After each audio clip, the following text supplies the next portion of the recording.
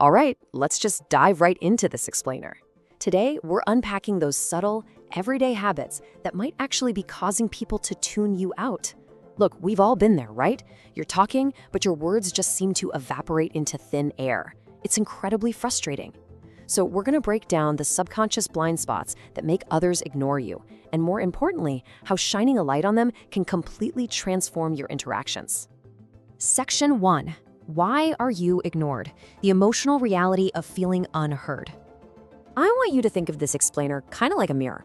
Ask yourself honestly, do your words constantly fall on deaf ears? Are you always scratching your head wondering why people seem to overlook you no matter where you are? It's a hugely relatable feeling, and hey, if you're nodding along right now, you are definitely not alone. But remember, this isn't about pointing fingers or casting blame. It's really a journey of self-discovery, because gaining awareness of our own behaviors is step one toward building much better connections. Because let's be real, being ignored hurts on a primal level. As humans, we are literally wired for connection. Healthy relationships are the absolute bedrock of our happiness. So when you're stuck in an environment where you are just constantly tuned out, it doesn't just annoy you, it chips away at your self-worth.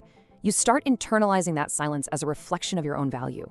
And over time, that chronic feeling of being unseen, well, it can lead to deep feelings of isolation and inadequacy, which is exactly why figuring out the root causes is absolutely crucial for our mental well-being.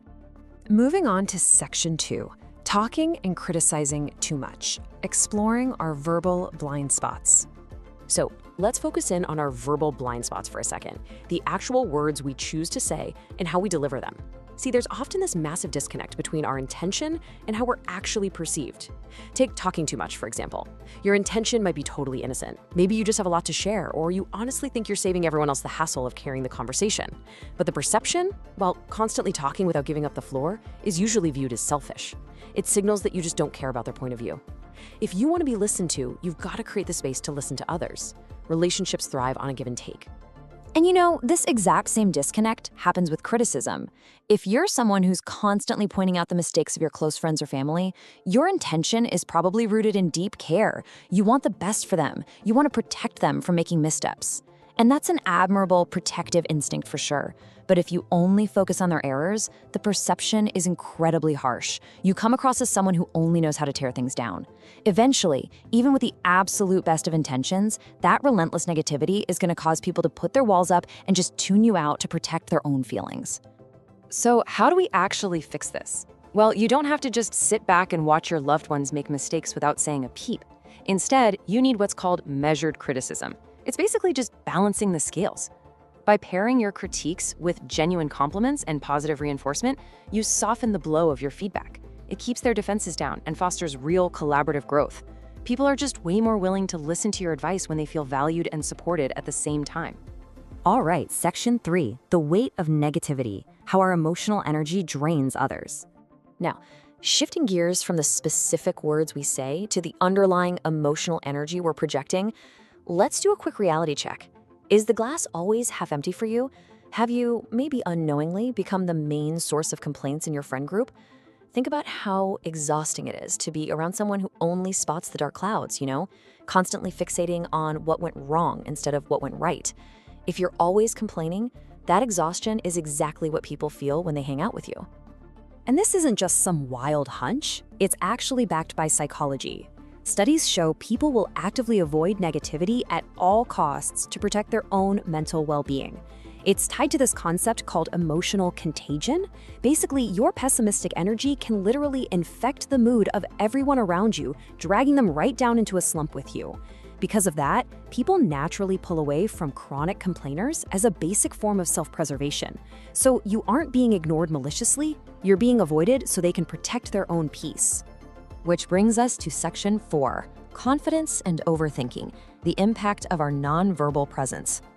Sometimes it's not even about what you say. It's a lack of physical presence that makes you practically invisible. Have you ever felt ignored from the absolute second you walked into a room, before you even open your mouth? Yeah, well, people are naturally drawn to those who display high levels of confidence. So to actually command attention, you have to actively build a positive first impression. We're talking open body language, standing tall, making eye contact, and just being super deliberate about how you physically approach people when a conversation starts. Your physical presence totally sets the stage for your verbal contributions. But wait, what if you are physically present but internally paralyzed? Let's look at the intense loop of overthinking that traps so many quiet people, especially during fast-paced group chats. It generally happens in 3 steps. Step 1, you're frantically analyzing the rapid-fire conversation, just looking for a safe window to jump in. Step 2, you hyper-consider every possible response in your head, completely driven by a fear of being judged. Step 3, because your brain is running an absolute overdrive, you feel highly engaged, but outwardly, you're speaking way less than you think. It creates this massive illusion where you feel like a part of the chat, but everyone else just sees a silent observer. And that leads right to a pretty tragic irony. Your mind is absolutely racing to find the perfect thing to say, but while you're processing all of that, you miss your window. And because you're sitting there in outward silence, others get the impression that you simply aren't interested. So they end up ignoring you, not to be mean, but because they naturally assume you just want to be left alone. Your intense mental effort to participate perfectly is literally the exact reason you're getting left out. Finally, Section 5, taking back control, empowering your social interactions. We have definitely uncovered a lot of blind spots today, but the biggest takeaway here is actually super empowering. You can only control your own behavior. Recognizing yourself in these habits, whether that's talking too much, being overly critical, or just falling into the overthinking trap, does not make you a bad person, it just makes you human. And look, sometimes people are simply not interested, and that has absolutely nothing to do with you or your habits. You never, ever need to change your core self for people who fundamentally don't care to listen.